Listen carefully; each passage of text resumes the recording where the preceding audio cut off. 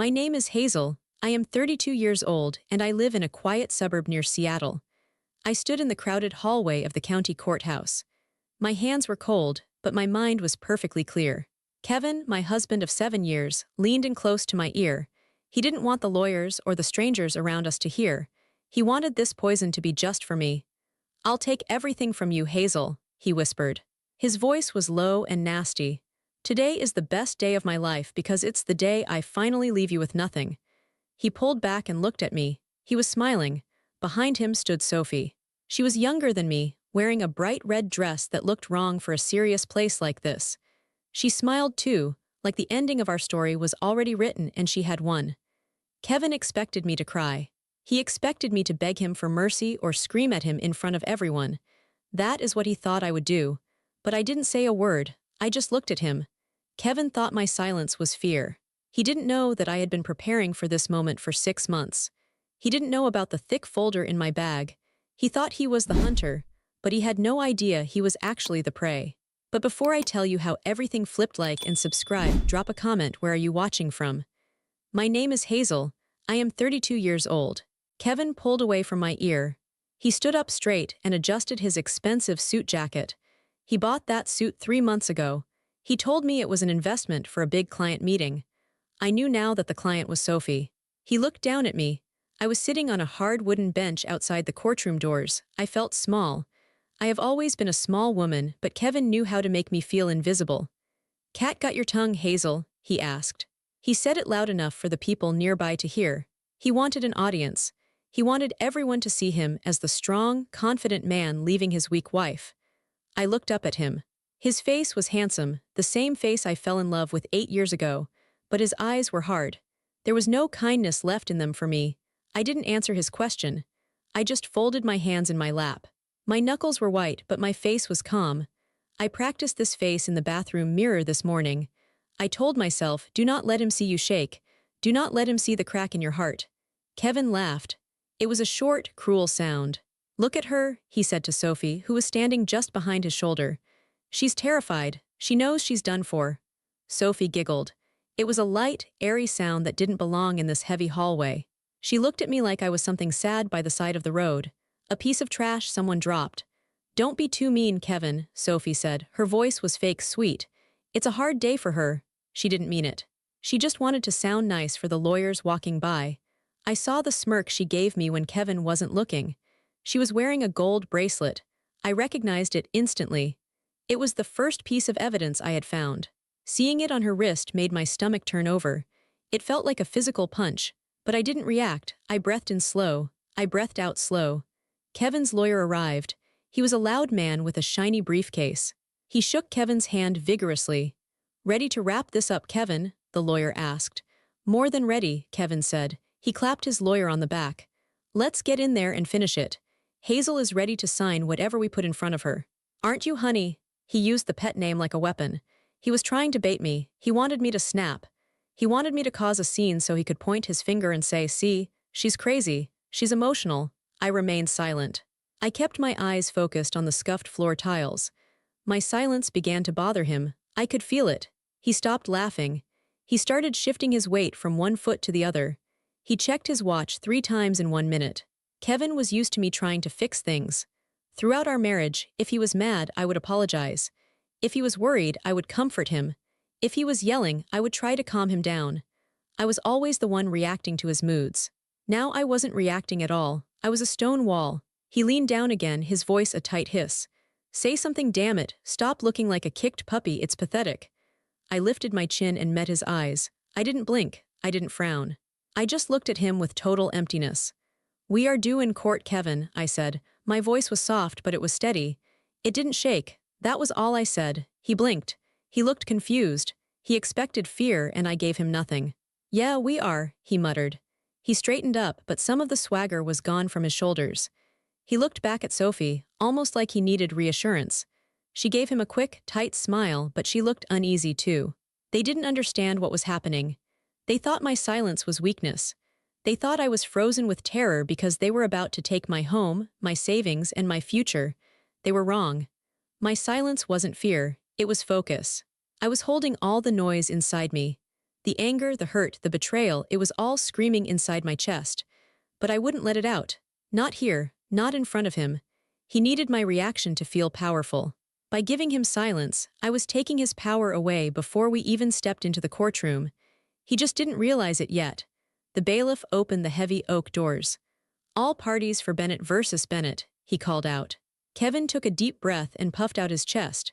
He grabbed Sophie's hand for a second, then let go as they walked toward the door. He looked back at me one last time with a sneer. I stood up slowly. I picked up my large tote bag. It was heavy with paper. It contained the truth about our marriage. I walked behind them. I was alone. I felt an overwhelming sadness wash over me, a wave so big I thought I might drown in it right there in the hallway. This was the end of the life I thought I was building. But then I felt the weight of the bag in my hand.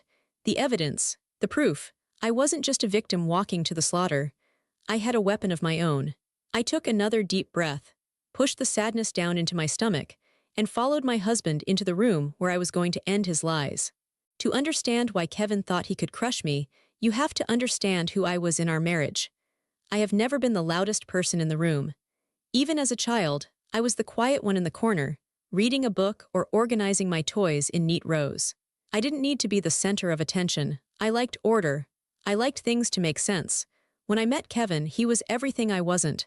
He was loud, funny, and full of big energy. He walked into a party and everyone looked at him. He could charm anyone. He charmed me right away. I thought we were a good balance. He provided the excitement and I provided the foundation. In the beginning, he appreciated it. He called me his rock. He said he would be lost without me keeping his life together. And he was right, he would have been lost. Kevin was terrible with details. He forgot bill due dates. He double-booked appointments. He spent money without thinking about tomorrow. I took over everything. I was happy to do it. I thought that's what a good wife did. I wanted to support him so he could focus on his career in sales.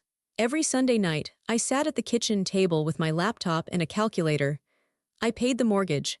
I paid the electric bill, the car payments, the insurance. I balanced our checking account down to the last penny. I created spreadsheets for our savings goals. We wanted to buy a bigger house one day. We talked about having children. I tracked every dollar we put aside for those dreams. Kevin never saw the spreadsheets. He never asked about the bank accounts unless he wanted to buy something big. "Hey Hayes," he would say, using his nickname for me. "Can we afford this trip to Vegas with the guys?"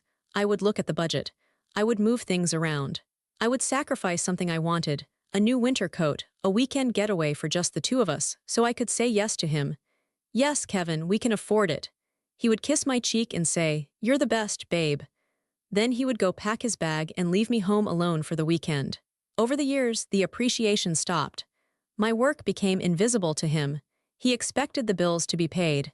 He expected clean clothes in the closet and food in the fridge. He expected his life to run smoothly without him having to lift a finger. He started to see my quiet nature not as strength, but as dullness. "You need to loosen up, Hazel," he would say when I wanted to stay in on a Friday night after a long week of work. I had a job too as a database manager for a logistics company. My job was demanding, I was tired. "You're always so serious," he said. "It's boring." That word hurt more than anything. Boring. I wasn't boring. I was responsible. I was keeping a roof over our heads while he was out networking at bars until 2 in the morning. He saw himself as the great provider because his paycheck was bigger than mine. He liked to brag about his commissions. "I had a killer month, Hazel," he would say, throwing his suit jacket on the chair I had just tidied. "Dinner is on me tonight. Let's go somewhere expensive." He didn't know that his killer month barely covered the credit card debt he had racked up the month before on golf outings and fancy lunches. I moved money from savings to cover his spending so he wouldn't feel embarrassed. I protected his ego. I made myself smaller so he could feel bigger. He mistook my competence for simple helpfulness. He thought anyone could do what I did. He thought I was just his assistant at home, someone to handle the boring stuff while he lived the real life. He forgot that I was the one who knew where every dollar went. He forgot that I had the passwords to everything. He forgot that my quiet brain was like a steel trap, remembering dates, numbers, and promises. He saw a mouse. He didn't see the person holding the keys to his entire existence. When he decided to leave me for Sophie, someone louder, shinier, and less boring, he thought I would just fade away. He thought he could tell his lawyer to give me the minimum, and I would accept it because I was too weak to fight. He thought the person who built the foundation of his life wouldn't know how to tear it down. It was the biggest mistake of his life, and it all started with a simple mistake of his own. A slip-up that my quiet, organized brain caught immediately. The end of my marriage didn't start with a dramatic scream or a slamming door. It started on a Tuesday evening in November. It was raining hard outside, a cold, miserable rain that tapped against the kitchen windows. I was in the kitchen making lasagna. It was Kevin's favorite meal. I made it from scratch, simmering the sauce for hours the way he liked. I was trying. Things had been distant between us for months. He was working late more often. He was snapping at me for small things. I thought if I made his favorite dinner, maybe we could sit down and talk. Maybe we could reconnect. I heard the garage door open around 7 o'clock. I felt that familiar little jump in my stomach, part hope, part anxiety. Which Kevin was walking through the door tonight? The charming husband or the cold stranger? He came in through the mudroom door. He was shaking rain off his expensive wool coat. "Hey," he said. He didn't look at me. He seemed distracted, buzzing with a strange energy. He wasn't angry, which was a relief, but he wasn't warm either. He seemed like his mind was somewhere else entirely. "Hi, honey," I said. "Dinner is almost ready, it's lasagna." "Oh, sounds good," he said, but he was already walking out of the kitchen toward the stairs. "I need to shower first. I feel gross from the travel." He had been away for 3 days on a business trip to Chicago. At least, that's what he told me. "Okay, don't take too long," I called after him. I turned off the oven. I walked into the mudroom where he had hung his coat. The coat was soaking wet. I knew if it dried like that, it would smell musty. I took the coat off the hook to hang it over a chair near the radiator so it would dry properly. That's who I was, always taking care of the little things for him. As I moved the coat, I felt something stiff in the inside pocket. It was a piece of paper. I didn't think anything of it. Kevin was always shoving receipts in his pockets and forgetting them. Part of my routine was emptying his pockets before I took things to the dry cleaner so he wouldn't lose anything important. I reached into the silky lining of the pocket and pulled out the paper. It was damp from the rain. It was a receipt. I started to crumple it up to throw it in the trash, but the logo at the top caught my eye. It wasn't for gas or a business dinner. It was a fancy script logo, Adler's Fine Jewelry. I stopped. My breath caught in my throat. Adler's was the most expensive jewelry store in the city. Kevin had never bought me anything from there. Our wedding rings came from a nice but modest chain store in the mall. I smoothed the damp paper out on the mudroom bench. I stared at the numbers. The total at the bottom was $5,250. $5,000. My hands started to shake. I felt a cold chill spread through my chest. What did he buy for $5,000? I looked at the item description. 18,000 gold diamond tennis bracelet. A bracelet. I looked down at my own wrist. It was bare except for my practical watch. Maybe it was for me. Our anniversary was coming up in 2 months. Maybe he was planning way ahead, but Kevin never planned ahead. He was a last-minute shopper, usually buying me a gift card on the day of the event. Then my eyes moved to the top of the receipt, to the date and time. Date, November 14. Time, 1:45 p.m. Location, Adler's Fine Jewelry, Downtown Branch. November 14th was yesterday. Yesterday at 1:45 p.m., Kevin was supposed to be in Chicago. He told me he was in all-day meetings with a difficult client. He told me he was swamped. I stared at that date. The numbers seemed to burn into my eyes. If he was in Chicago, how was he buying a $5,000 bracelet in our city at lunchtime on a Monday? The world seemed to tilt on its axis. The smell of the lasagna from the kitchen suddenly made me feel sick. The sound of the shower running upstairs felt distant. Everything I thought I knew about my life in that moment cracked. It was a hairline fracture, thin and sharp. I wasn't sad yet, I was in shock. My brain, the organized, logical brain, was trying to find a reason. Maybe the receipt date was wrong. Maybe he bought it online and this was just the confirmation. But I knew. Deep down in the pit of my stomach, I knew. He wasn't in Chicago. He was here. And he was buying diamond jewelry that wasn't for me. I heard the water turn off upstairs. He would be coming down soon, smelling like soap, expecting his favorite dinner. He would sit across from me and lie about his trip to Chicago. I folded the damp receipt carefully. I didn't put it back in his pocket. I put it in the pocket of my own jeans. It felt hot against my thigh. I walked back into the kitchen. I felt numb. I felt like a ghost in my own house. I served the lasagna. I sat down opposite my husband. "How were the meetings in Chicago?" I asked. My voice sounded normal. It amazed me that my voice could sound normal when my world was falling apart. He took a big bite of lasagna. "Grueling," he said with a sigh. "Those guys are tough. We were stuck in a conference room for 10 hours yesterday. I barely saw the light of day." He looked me right in the eyes when he said it. He lied so easily. It was terrifying. I looked at him, really looked at him. I saw the man I loved, and I saw a stranger who could betray me without blinking. That receipt in my pocket was the first crack. And now that I knew it was there, I knew the whole foundation was about to crumble. Dinner was agony. Every word Kevin said felt like another lie piling up on the table between us. I pushed my food around my plate, my stomach twisted into knots. "You're not hungry?" he asked, shoveling a second helping onto his plate. "Just tired," I said quietly. He didn't press it. He didn't really care. He talked about work, about the imaginary Chicago trip, adding details that I now knew were total fiction. He talked about the bad coffee in the conference room and how tired he was of travel. I listened. I nodded. I played the part of the supportive wife. But inside, a cold, hard clarity was taking over. I needed proof. The receipt was a smoking gun, but I needed to see the bullet. After dinner, he went into the living room to watch a basketball game. "I'm just gonna zone out for a bit, hun," he said. "Okay, I have some work to catch up on," I said. It was the perfect excuse. He never questioned me working on my laptop. I went into our home office and closed the door. I sat at my desk and opened my laptop. My hands were steady now. The shock had worn off, replaced by a grim determination. I didn't log into my work email. I opened a private browser window. I started with Facebook. Kevin wasn't very active there, mostly just family photos and old college friends. I scrolled through his recent activity. Nothing, no new friends, no suspicious comments. I moved to Instagram. Kevin used this more. He liked to follow athletes, car accounts, and people he met for business. I went to his profile. I looked at who he was following. There were hundreds of accounts. I started scrolling through the list, looking for anything that stood out. I didn't know what I was looking for. A name, a face. I scanned past the usual male names, partners he worked with, guys from his gym. Then I saw it, near the top of his recently followed list, Sophie G Designs. The profile picture was tiny, but I could see a flash of blonde hair and a bright smile. My heart gave a painful thud against my ribs.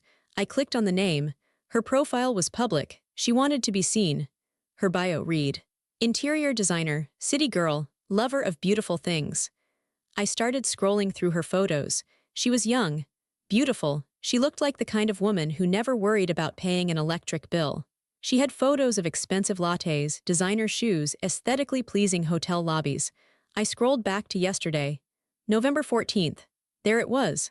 A photo posted around 6 p.m. It was a close-up shot of her hand holding a glass of champagne. The background was blurry, but it looked like a fancy hotel bar, the kind with velvet chairs and dim lighting. On her wrist was a bracelet. It was unmistakable. An 18,000 gold tennis bracelet with small, glittering diamonds. It caught the light perfectly. It looked brand new. I leaned closer to the screen, my eyes burning. It was the bracelet from the receipt. The $5,000 bracelet Kevin bought while he was supposed to be in meetings in Chicago. I read the caption. Champagne Tuesdays and sparkly new things. Spoiled by the best guy. Number blessed, number date night, number noobling the best guy. I felt a physical sickness rise in my throat. I had to swallow hard to keep from gagging. He wasn't just having a fling. This wasn't a one-night mistake on a lonely business trip. He was dating her. He was taking her out on date nights, in our own city, while I was at home making his favorite lasagna and worrying about his stressful week. I looked at the comments. Her friends were gushing. "OMG Sophie, it's gorgeous. Who is the mystery man?" Sophie replied with winking emojis and heart emojis. She was loving the attention. I kept scrolling through her feed. I saw other clues now that I knew what to look for. A photo from 2 weeks ago of 2 dinners at an expensive steakhouse, Kevin's favorite. A picture from a month ago showing the interior of a luxury car that looked exactly like Kevin's BMW. The pieces clicked together. This had been going on for weeks, maybe months. While I was balancing our budget and moving money to pay off his credit cards, he was spending thousands on this girl. I didn't cry. I sat there in the quiet office, the blue light of the laptop screen illuminating my face, and I felt absolutely nothing but cold reality. The grief would come later. I knew that. The heartbreak would arrive and try to drown me. But right now, I was in survival mode. The organized part of my brain took over completely. I didn't close the tab. I started taking screenshots. I screenshot the photo of the bracelet. I screenshot the caption. I screenshot the date and time. I went back and screenshot the dinner photos and the car photo.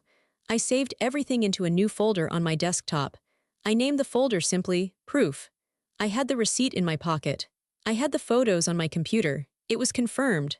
My marriage was a lie. I closed the laptop. I stood up and walked out of the office. I walked into the living room. Kevin was laughing at something on the TV. He looked relaxed, happy. He had no idea that his entire world had just shifted. "Done with work?" he asked, not looking away from the screen. "Yes," I said, "I'm done." He didn't hear the double meaning in my words. "I'm going up to bed," I said. "Okay, babe. I'll be up soon." I walked up the stairs to the bedroom we had shared for 7 years. I went into the closet and looked at his clothes. I looked at the life we had built. It was all tainted now. Every memory felt dirty. I changed into my pajamas and lay down on my side of the bed. I stared at the ceiling in the dark. I knew what I had to do. I couldn't confront him yet, not with just a receipt and some Instagram photos. If I confronted him now, he would lie. He would gaslight me. He would say I was crazy, paranoid. He would hide his tracks better. I needed more. I needed to know how deep this went. I needed to know how much of our money he had spent on her. I needed undeniable proof that would stand up in court. Kevin thought I was weak. He thought I was stupid. He was about to find out just how dangerous a quiet, organized woman could be. I closed my eyes, but I didn't sleep. I began to plan. The next morning, Kevin left for work as usual. He kissed my cheek and told me he had a busy day ahead. I smiled and told him to drive safely. It was the first lie I told him in 7 years. It felt surprisingly easy. As soon as his car pulled out of the driveway, I went to work. I didn't go to my actual job. I called in sick. I had more important work to do. I sat at the kitchen table with a pot of coffee and my laptop. I opened a new spreadsheet. I named the file simply Balance. I have always been the one to handle the finances. Kevin liked it that way because he was lazy. He didn't want to think about bills or savings. He just wanted to swipe his card and have it work. Because of this, I had access to everything. Passwords, PIN numbers, account history, it was all in my head or saved on my secure drive. I started with the joint checking account. This was the account where our paychecks went. It was supposed to be for household expenses, the mortgage, groceries, utilities. I pulled the statements for the last 12 months. I went through them line by line. I found the obvious things first. Cash withdrawals, $200 here, $300 there. It started small about 6 months ago, then the amounts got bigger. Then I saw the transfers. There were transfers to an account I didn't recognize. They were labeled consulting in the notes section. Kevin didn't have a consulting business. He was a sales director. I traced the account number. It was an online bank, the kind that is easy to set up. I used his social security number, which I knew by heart, to reset the password for that online bank. I logged in. It wasn't a business account. It was a slush fund. He had been moving money from our joint savings, money we were saving for a bigger house, for a future baby, into this private account. And from there, the money flowed out like water. I saw transactions for Sophie G Designs. He was paying her directly. Venmo payments labeled rent help and car payment. My stomach turned. He wasn't just buying her dinner. He was supporting her. He was paying for her apartment while I was looking for coupons to save money on groceries. I entered every single stolen dollar into my spreadsheet. October 4. $1,200 transfer to external account. October 12. $350 steakhouse dinner, Sophie's birthday. October 15. $800 weekend hotel stay, claimed business trip. The numbers added up fast. In just 6 months, he had drained nearly $25,000 from our shared life. But then I found something even worse. I looked at our investment account. This was the account where I had put my inheritance. My grandmother left me $50,000 when she passed away 3 years ago. I had put it away for a rainy day. I told Kevin it was our safety net. I logged in. The balance was 0. I stared at the screen. I refreshed the page, hoping it was a mistake. Balance, $0. I clicked on the transaction history. 3 months ago, there was a withdrawal for the full amount. $50,000. Where did it go? I traced it. It went to a title company. He had used my grandmother's money she saved her whole life to give me, to put a down payment on a condo. I searched the address of the condo on the county property records website. Owner, Kevin Bennett. He bought a condo. He didn't put Sophie's name on it, which was smart for him, but he used my money to buy a bachelor pad for himself and his mistress. I sat back in my chair. The house was silent. This wasn't just cheating. This was theft. This was financial abuse. He had looked me in the eye every day for 3 months knowing he had stolen my inheritance. I didn't scream. I didn't throw the coffee mug against the wall. I just typed. August 20, $50,000, unauthorized withdrawal, down payment on condo unit $4 billion. I documented everything. I downloaded every statement. I printed every transaction receipt. I built a paper trail so thick and so detailed that he would never be able to deny it. By the time the sun went down, I had a complete picture of his betrayal. He thought he was clever. He thought I was just the boring wife who paid the electric bill. He forgot that I was a professional data manager. He forgot that numbers are my language, and the numbers were telling a story that was going to destroy him. For the next 4 weeks, I lived a double life. To Kevin, I was the same Hazel as always. I cooked his dinner. I washed his clothes. I listened to him complain about his boss. I even asked him about his business trips with a smile, nodding while he lied to my face. It was exhausting. Every time he touched me, I wanted to flinch. Every time he called me babe, I wanted to vomit. But I had to be patient. One night, we were in the kitchen. He was looking at his phone, smiling at a text message. I knew it was from her. "Who's that?" I asked casually, wiping down the counter. He jumped a little. "Oh, just Dave from the office, sending a funny meme." "That's nice," I said. I turned my back to him so he couldn't see my eyes. They were cold.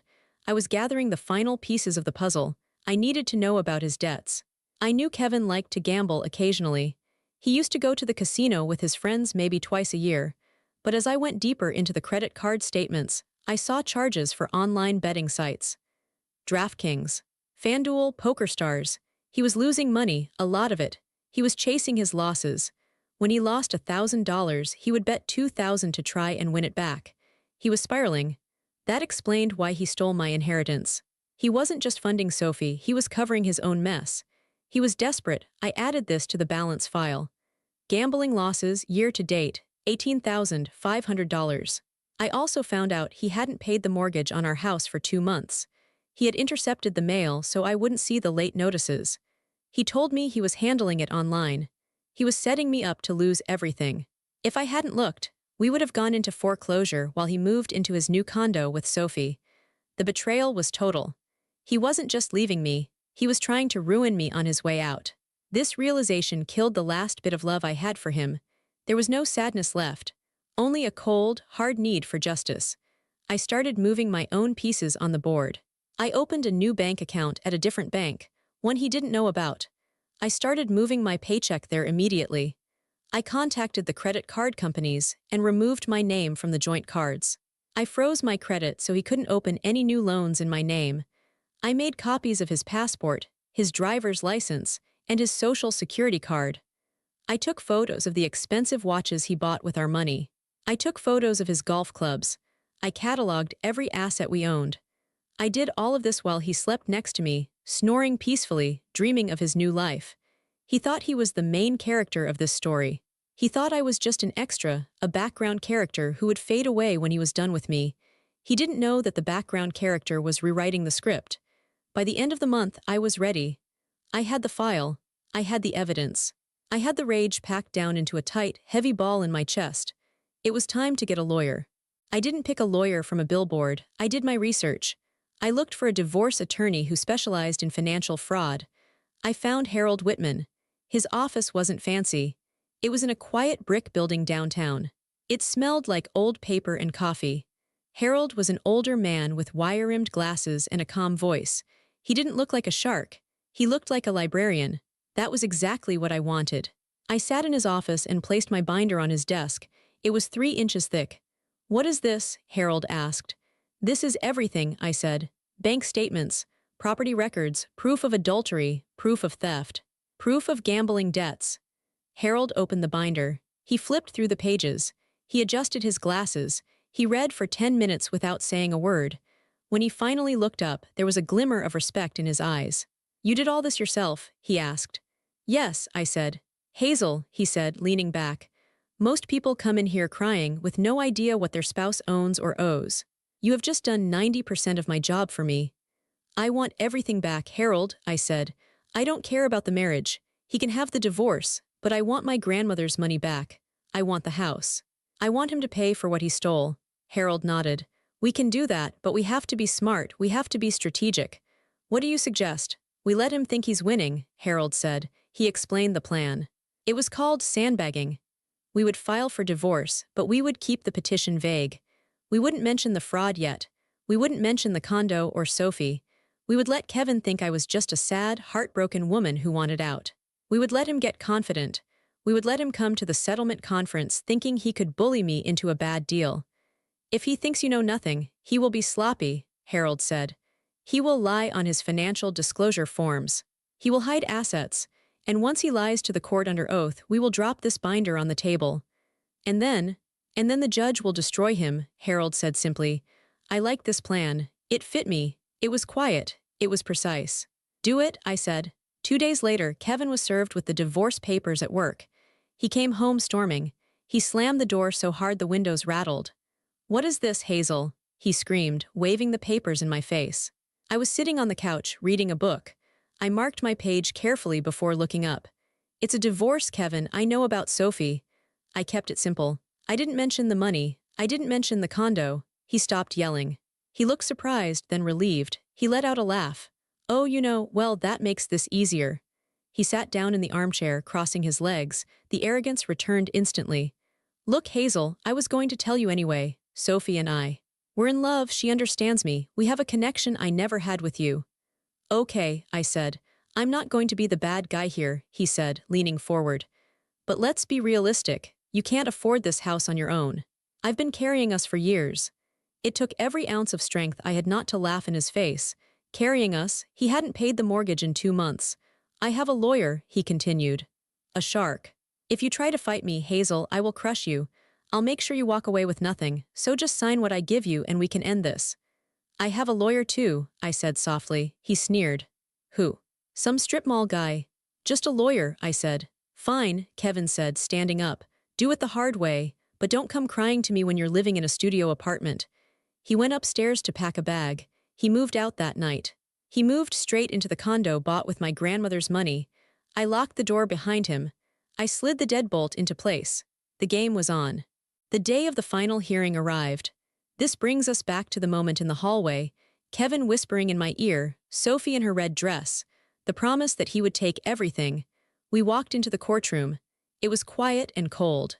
The judge, a stern woman named Judge Reynolds, sat high up on the bench. Kevin's lawyer, the loud man with the shiny briefcase, stood up first. "Your Honor," he boomed. "My client, Mr. Bennett, has been the sole provider for this marriage. He is requesting the sale of the marital home.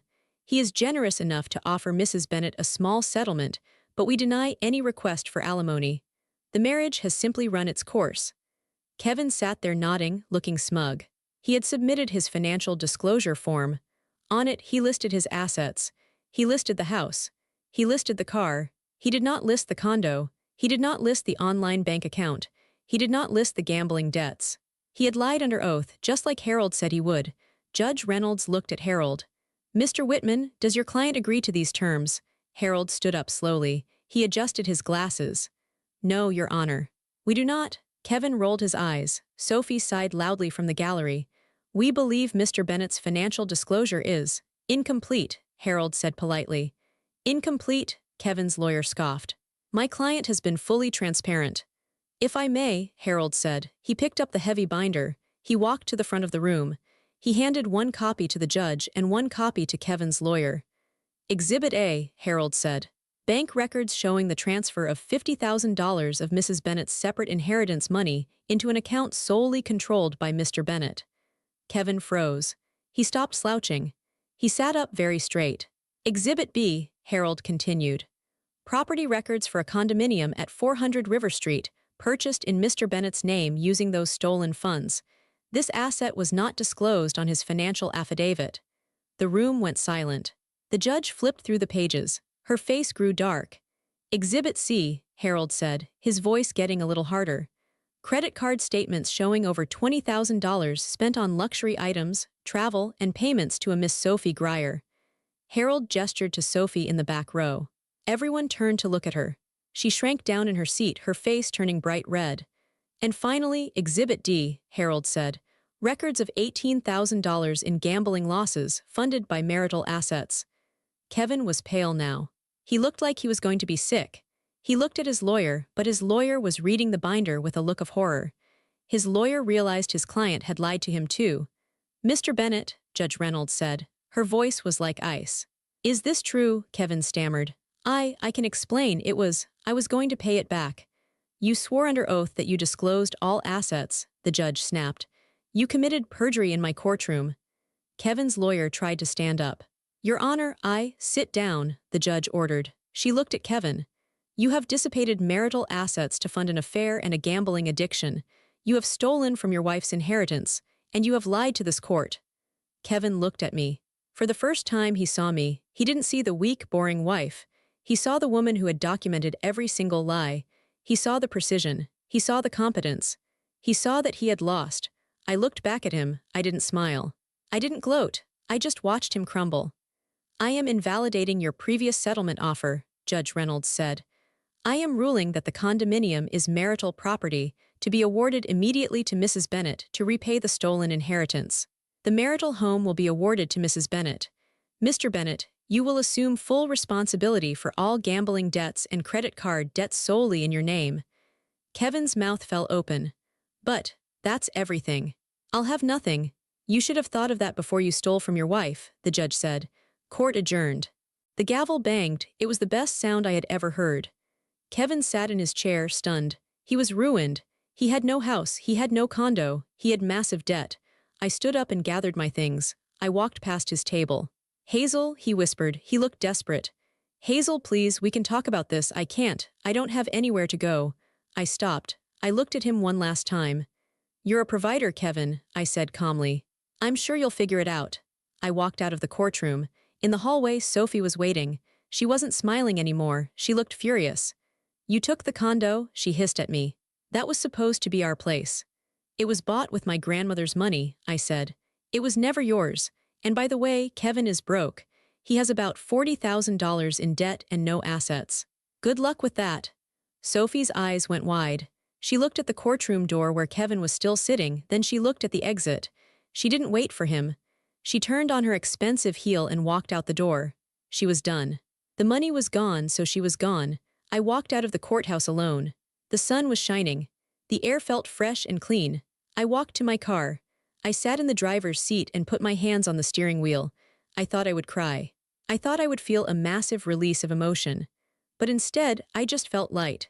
The heavy weight of the last 7 years was gone. The weight of managing Kevin's life, of hiding his flaws, of making myself small so he could feel big, it was all gone. I had my house. I had my grandmother's money back in the form of a condo I would sell. I had my dignity. I drove home. My house was quiet. It was mine. I went into the kitchen and made myself a cup of tea. I sat at the table where I used to pay the bills. I opened my laptop. I opened the file named Balance. I looked at the final column. It showed a positive net worth. It showed freedom. I closed the file and dragged it to the trash bin. I emptied the trash. I didn't need to track the lies anymore. The account was settled. I took a sip of tea and looked out the window at the garden. I had been neglected for a long time, just like the weeds in the backyard.